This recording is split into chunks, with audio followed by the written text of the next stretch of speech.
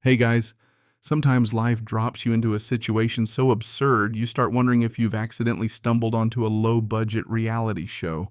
This is one of those you probably won't survive this without popcorn moments.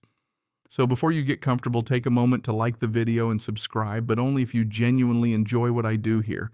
And while you're at it, drop your location and local time in the comments so I can see where my fellow night owls and early birds are tuning in from. He trudged into Oakage Heights with a toolbox rattling in the back of his beat-up truck, still half convinced he could quietly fit in. The inherited house from his late mother looked almost shy compared to the marble driveway mansions that lined the street. Third day in the knock on his door carried that sharp rhythm of someone who'd been rehearsing it in the mirror. Outside stood a man dressed like a catalog's idea of mall cop, chic navy blue shirt, shiny badge that looked about as authentic as a cereal box prize, and a clipboard thick enough to double as a medieval shield. Bradley Whitmore, security director, says he's here to address community standards. Translation: your truck is ugly, your lawn's too real, and your mailbox needs more paint. Every sentence feels like a thin-veiled critique of his brown skin and work-worn clothes. Brad's fingers keep drifting to a bulge in his jacket pocket, not in a nervous way, more like a toddler patting a stolen cookie.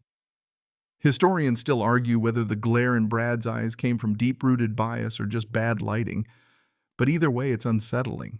The fines start at $1,000, printed on letterhead fancier than some wedding invitations, but no official seal in sight. He plays it polite, offers coffee, tries to negotiate. Big mistake. Brad thrives on the oxygen of intimidation. The visit ends with an ominous line about escalated measures, the kind of phrase you'd expect from a Bond villain or a guy about to threaten you with expired HOA bylaws. He calls his daughter Heather. Calm voice, steady tone, but she knows something's off. The next day she arrives scanning rooftops, driveways, and sight lines like she's mapping a secret mission. When Brad approaches, Heather dismantles his authority with pointed questions about credentials and jurisdiction. Brad sweats. Neighbors hover. What he doesn't know: the daughter he's trying to intimidate can do this all day and not just for fun. 2 mornings later, he steps out in his bathrobe to find orange cones across his driveway and property under security review signs stabbing the lawn like bad yard art. Brad stands at the end of the block with 3 recruits in matching navy shirts, patches clearly ironed on in someone's kitchen, setting up a folding table like it's Checkpoint Charlie. Clipboard walkie-talkies that probably only connect to static and an air of self-importance thick enough to slice with a butter knife. Heather returns from a grocery run to find her father hemmed in by these rent-a-prop extras. She approaches with that same calm precision as before, every syllable measured. Gentlemen, I need to see official documentation authorizing this action on private property. Brad tries his greatest hits: community safety protocols, established procedures, but each is met with surgical follow-ups. Who issued your credentials? What's your supervising authority? Historians still argue whether the moment his eye twitched was from frustration or realizing the jig was up. Then comes the shove. Brad plants both hands on her father's chest, sending him stumbling. For a man his age, it's less about pain and more about the sudden rush of this could get bad. Heather shifts forward, voice dropping into a cold, clipped register. Sir, you just committed assault. Step back immediately. The fake security team glances at each other. This wasn't in the cosplay manual and quietly packs up. That evening, faint clicks echo from Brad's garage. Through the gap in the door, he's there rehearsing with a handgun, gesturing toward their house between movements. Next afternoon, he crosses the street with one hand buried in his jacket. Last chance, old man, he murmurs, calm as a man ordering coffee, but the weight of it is heavier than any shouted threat. Before he can finish, the front door opens. Heather steps out slow and deliberate. Armed subject, lower your weapon immediately. Her jacket parts just enough to flash a badge. Real metal, real authority. FBI Special Agent Martinez, she announces, locking eyes with him.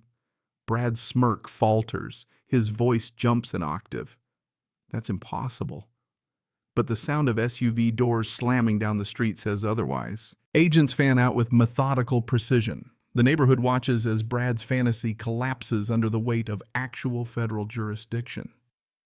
The man who thought he ran Oak Ridge Heights is cuffed before he can even rehearse his next line.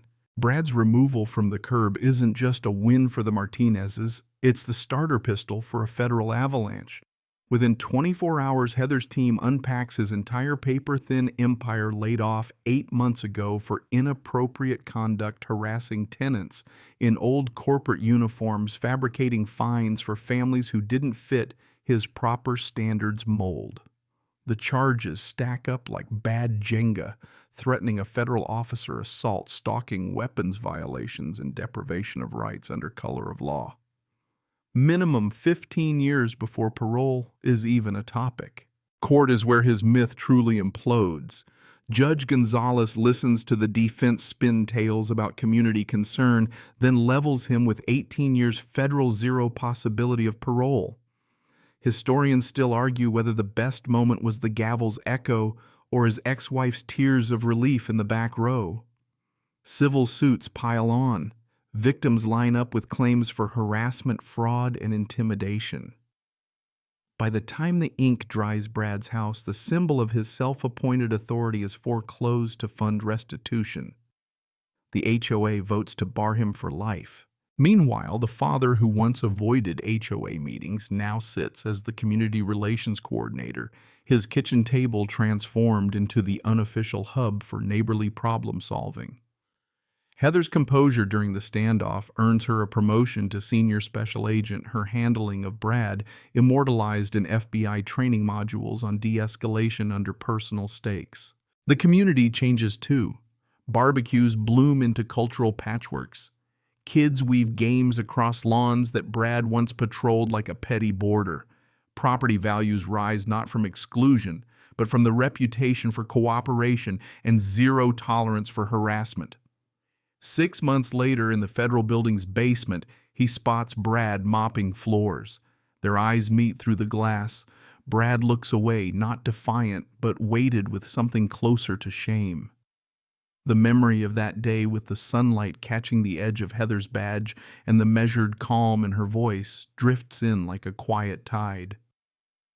The months since have softened into a rhythm of steady work, familiar laughter, and those easy silences that only happen when a family's walk through fire and come out stronger. There are still mornings when the air feels a little too still, when the echo of Brad's threats rattles faintly in the back of his mind. But those moments pass, carried off by the warmth of a neighbor's wave or the smell of carne asada rolling in from the next yard. In the evenings, the barbecue lights string a soft halo across the yard, voices blending into a low hum like a distant ocean you can almost hear in your bones.